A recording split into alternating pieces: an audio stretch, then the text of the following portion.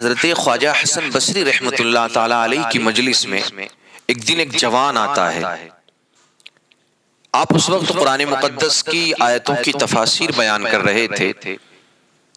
جب آپ نے قرآن کی ایک آیت الم یعنی للذین آمنوا ان تخشع قلوبہم لذکر اللہ،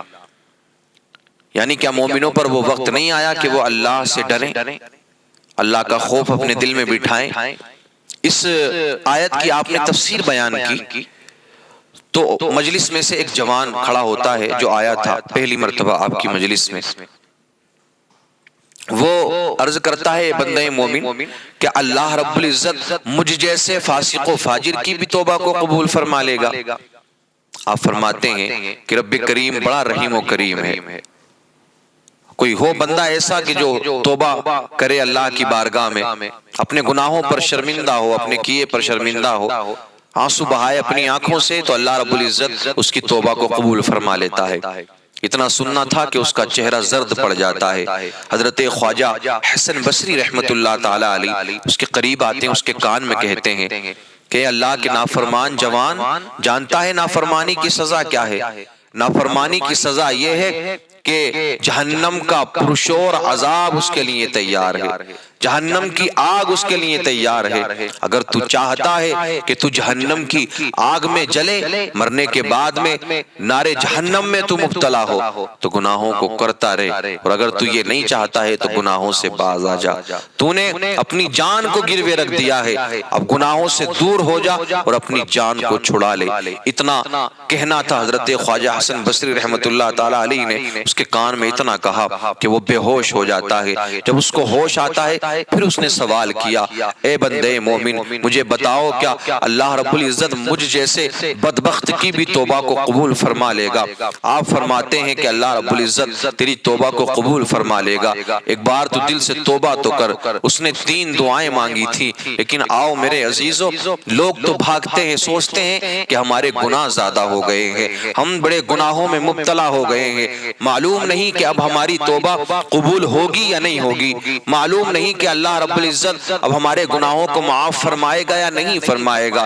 لیکن آؤ میرے عزیزو، ہم ہمیشہ کہتے ہیں کہ اپنے گناہوں کی طرف نظر نہ ڈالو، بلکہ اللہ رب العزت کے رحم و کرم کی طرف نظر ڈالو، توبہ کریں سچے دل سے، پھر دیکھیں اللہ رب العزت آپ کی توبہ کو کیسے قبول فرماتا ہے۔ آپ یہ فیصلہ کرنے والے نہیں ہیں کہ ہمارے گناہ زیادہ ہو گئے ہیں، معلوم نہیں توبہ قبول ہوگی یا نہیں ہوگی، آئے تو صحیح، توبہ کریں تو رب کی بارگاہ میں سر کو تو جھکائیں۔ آپ یہ فیصلہ کرنے والے نہیں ہوتے ہیں، مطمئن ہو جائیں، رب کی ذات پر بھروسہ رکھیں، لیکن توبہ ایسی کریں جیسے ہم نے آپ کو پہلے بتایا تھا کہ جب آپ نے کسی چیز سے مکمل طریقے سے توبہ کر لی تو آپ کو پھر اس طرف نہیں جانا ہے۔ وہ بندہ جو فاسق و فاجر تھا، بڑا بدبخت تھا، شراب نوشی کیا کرتا تھا اور بھی دیگر غلط کاموں میں وہ شامل تھا، اس نے سچے دل سے توبہ کی، 3 دعائیں مانگی، مولا مجھے اتنا مضبوط قوت حافظہ عطا فرمانا کہ جب بھی میں کوئی دین کی بات سنوں، جب بھی کوئی علم دین کی میں بات کو سنوں، قرآن مقدس کی بات سنوں،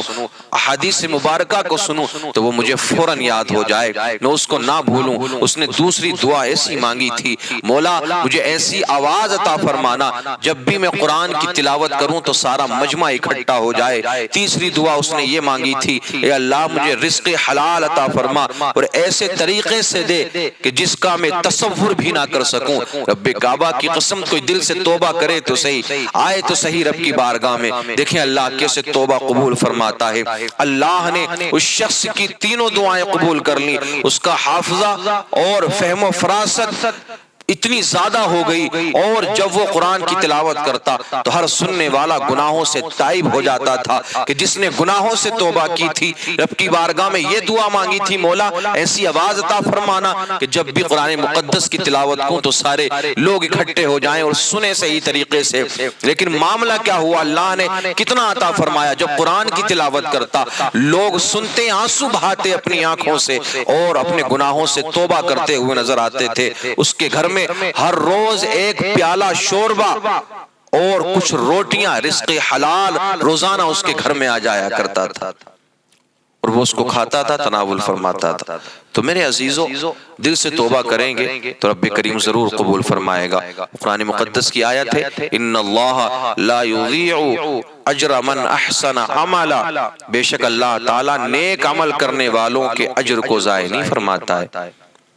ہم سوچتے ہیں کہ ہم گناہوں کی طرف جاتے رہیں، پھر ہمیں اس کا کچھ نہ کچھ صلہ ملتا رہے، تو عذاب میں مبتلا ہونا ہے تو کریں،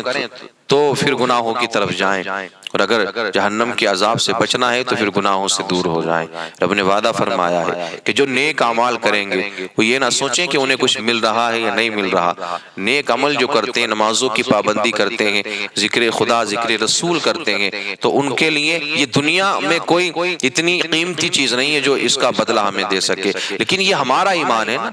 ہمارا یقین ہے، ہمارا بھروسہ ہے کہ ہم جب نیک اعمال کریں گے تو اللہ کی ذات پر ہمیں بھروسہ ہے، اللہ رب العزت ہمیں جنت میں اعلیٰ مقام عطا فرمائے۔